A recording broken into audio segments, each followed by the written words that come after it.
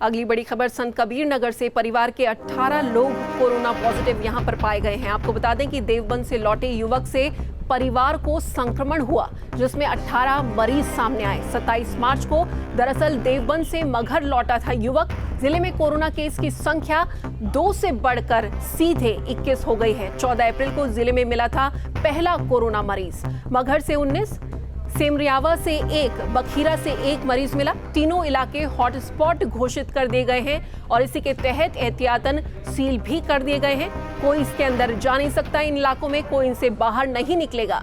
और बड़ी बात यह कि यहाँ पर संख्या 2 से सीधा कोरोना मरीजों की 21 हो गई, क्योंकि एक ही परिवार के 18 लोग संक्रमित हो गए। और इस पर ज्यादा जानकारी के साथ लखनऊ से अनिल यादव हमारे साथ जुड़ गए हैं। अनिल, आपसे ये सवाल, आगरा से विनीत भी हमारे साथ जुड़ गए हैं। पहले रुख करेंगे हम लखनऊ का, वहां पर क्या हालात बने हुए हैं आपसे पूछना चाहूंगी सबसे पहले, क्योंकि राजधानी है लखनऊ और वहां पर एहतियातन बहुत कुछ किया जा रहा है। किस तरह के अपडेट्स आपके पास है? बिल्कुल, लखनऊ की अगर हम बात करें तो 175 से ज़्यादा केस अब तक सामने आ चुके हैं और अभी केंद्र सरकार की गाइडलाइंस आई हैं कि जो गैर जरूरी चीज़ों की दुकानें हैं वो भी खोली जा सकती हैं। हालांकि यूपी सरकार का क्या रुख है इसको लेकर अभी थोड़ा सा तस्वीर साफ नहीं हुई है। लेकिन अगर हम लखनऊ की बात करें तो सड़कों पर ट्रैफिक आपको जरूर थोड़ा बहुत दिखेगा। लोग सुबह अपने ऑफिस जा रहे हैं, कुछ लोगों को जिनको जाना होता है सुबह जल्दी निकलने की उनको छूट दी जाती है। तो आप देख सकते हैं बाइकें चल रही हैं, कुछ मालवाहक गाड़ियाँ भी चल रही हैं, ट्रक भी चल रहे हैं। लेकिन अगर हम दूसरी तरफ दुकानों की बात करें तो अधिसंख्य दुकानें जो हैं वो पहले की तरह ही बंद हैं और जो बहुत जैसे राशन की दुकानें होती हैं या ग्रॉसरी स्टोर होते हैं वो खुले हुए हैं, मेडिकल स्टोर खुले हुए हैं। बाकी अभी लखनऊ में लॉकडाउन का असर दिख रहा है, लेकिन जैसा केंद्र सरकार की जो निर्देश आए हैं अगर यूपी सरकार उस पर अमल करती है तो जाहिर बात है कि जो दुकानें भी आपको बंद दिख रही है ये भी खोली जा सकती हैं।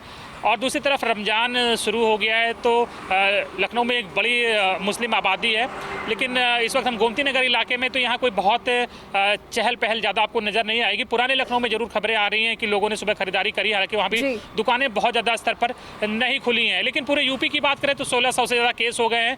खतरा लगातार बढ़ रहा है और इस बीच अब देखना ये होगा कि यूपी सरकार केंद्र सरकार की निर्देश पर किस तरह से रिएक्ट करती है, किस तरह से अमल करती है। जी, और आगरा से हमारे सहयोगी विनीत भी हमारे साथ जुड़ गए हैं। विनीत, आपसे मैं यही सवाल करना चाहूंगी सबसे पहले कि यूपी में आगरा हॉटस्पॉट लगातार बना हुआ है। कल भी 13 केसेस सामने आए, वहां पर एक सिपाही भी कोरोना पॉजिटिव पाया गया। इतने एहतियात की बात हो रही है, बार बार बोला जाता है कि प्रशासन और सख्ती करेगा क्योंकि यहाँ पर केसेस नियंत्रण में नहीं आ रहे, फिर भी स्थिति ऐसी है, क्यों?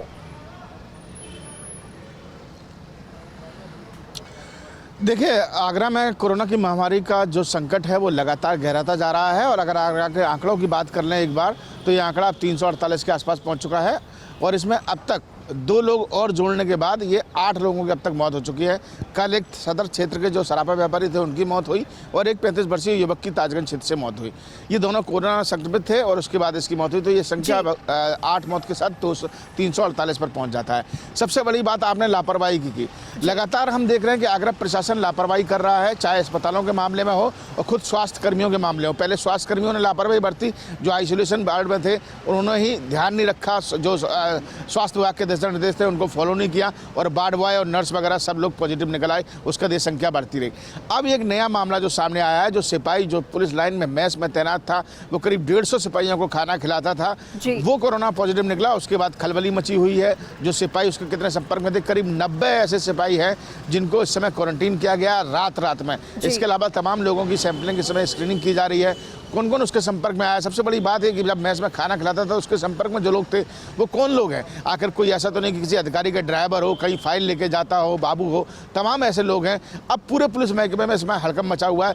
खास बात यही है कि अपने अधिकारियों को, जितने चाहे पुलिस प्रशासन के हों, चाहे पुलिस के हों, स्वास्थ्य विभाग के हों, सभी को यह बताना पड़ेगा कि जो स्वास्थ्य विभाग के दिशा निर्देश हैं वो सिर्फ पब्लिक के लिए नहीं है, वो आप लोगों के लिए भी है। आपको भी उनको फॉलो करना पड़ेगा, तभी आप बच सकते हैं। लेकिन ये जो तरीका है, जिस तरीके से मामले सामने आ रहे हैं, कहीं ना कहीं लापरवाही सामने है। ऐसे में नोडल अधिकारी कल यहाँ आलोक कुमार जी पहुंच गए, उन्होंने उन्होंने कमिश्नर, एडीजी और तमाम अधिकारियों से बैठक की और मॉनिटरिंग की, इस बात की देखा उन्होंने कि कहाँ कहाँ कमियां हैं। और कल उनके सामने उनका जो स्वागत था वो इस तरीके से हुआ कि 13 नए मामलों के साथ 8 लोगों की मौत हुई। तो इस तरीके के मामले सामने आए और अब उनके लिए एक सबसे बड़ी चुनौती ये है कि इन आंकड़ों पर कैसे कमी लाई जाए, कैसे इस ग्राफ को कम किया जाए, ये एक बड़ी चुनौती है। जी बिल्कुल, आगरा में ये चुनौती लगातार बनी हुई है। विनीत और अनिल, आप हमसे जुड़े, जानकारी साझा की, उसके लिए आपका बहुत बहुत शुक्रिया।